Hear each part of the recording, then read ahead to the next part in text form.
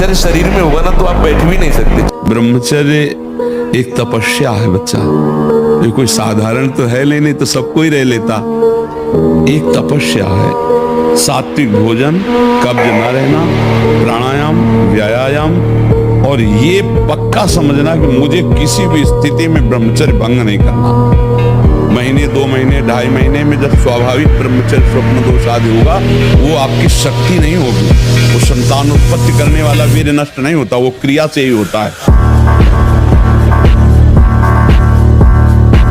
हनुमान जी से तो देखो ये अवस्था इसकी ऐसी है, दयनीय अवस्था आ जाए बच्चे की। इस समय इसका विकास होना चाहिए माइंड का।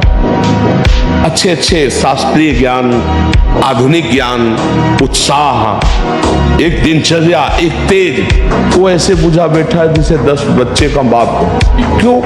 क्योंकि उसकी जीवनी शक्ति का ह्रास हो चुका है। आजकल नए बच्चों को देखो ना, वो इतने खुद टेंशन, इनको क्या टेंशन, अब बोलो क्या है टेंशन? ये टेंशन की अवस्था है। इस समय तो आनंद की अवस्था है। हृदय को पुष्ट तथा कर्तव्यशील बनाता है। वीर से ही सर्वांग में जीवनी शक्ति संचालित होती है। वीर से ही मस्तिष्क शांत और विचार शक्ति संपन्न रहता है। वीर से ही निर्भयता आती है। वीर से स्वतंत्रता आती है। वीरवान साहसी होता है। दुर्गुण दुराचार्य भाग जाते हैं जो ब्रह्मचर्य रहते हैं। 5 स्थानों में कलयुग का बात बताया। शराब पीने वाला, पराई स्त्री से व्यभिचार करने वाला, जुआ खेलने वाला, हिंसा मांस खाने वाला और स्वर्ण चोरी करने वाला। अगर इन 5 में से किसी एक का भी संग हुआ, कलयुग अपना प्रभाव दिखाएगा। हर समय नाम जब चलता रहता है उसके ऊपर कलयुग आपकी बहुत। खड़े होने में चक्कर आना, कमर दर्द करना, गांठ दर्द करना, पढ़ाई में मन न लगना, भोजन अपाच्य, भोजन न पचने लगना, चिड़चिड़ा स्वभाव हो जाना, जरा सी बात में किसी को कटु वचन बोल देना, ये सब बातें आने लगेंगी जो वीर शक्ति का ह्रास कर देते हैं। ये सब दोष आ जाते हैं।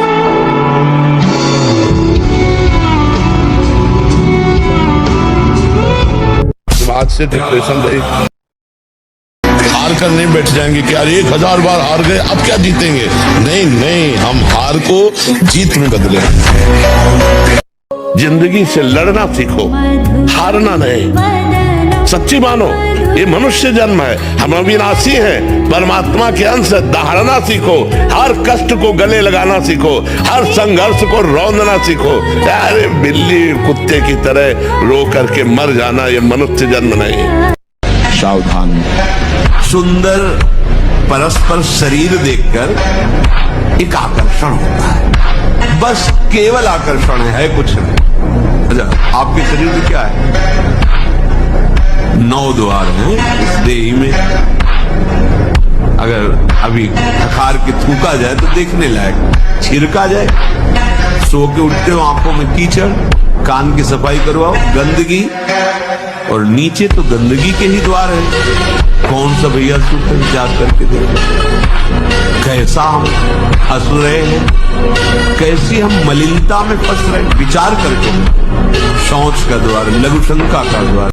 जैसे पूरा मकान बनने के लिए नींव मजबूत होना जरूरी है, चाहे जयखंड का बना लो आप, अगर नींव मजबूत है, मुद्दे नहीं तो फिर मकान ढह जाएगा।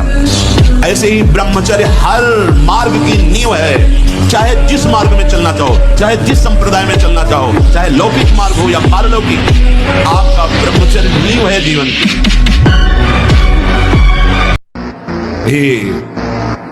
कल एक उपासक कह रहे थे कि जब से मैं जन्म लिया तब से हमारे ऊपर कृपा है, कभी काम जागृत नहीं हुआ। एक बार तो क्षमा कर दिया। फिर दोबारा बोले कि मेरे अंदर का, अरे हम कहा चुप रहे भाई, चुप रहे। जिस पर भगवान की कृपा है वो काम विजयी होता। जो काम विजयी होता कभी सांस नहीं ले सकता। मैं काम विजयी हूं, क्योंकि सांस लेते ही सांस में काम आ जाएगा। जब ब्रह्मचर्य होता तो शरीर में इतनी हीट होती है कि वायु रोग नहीं हो पाता।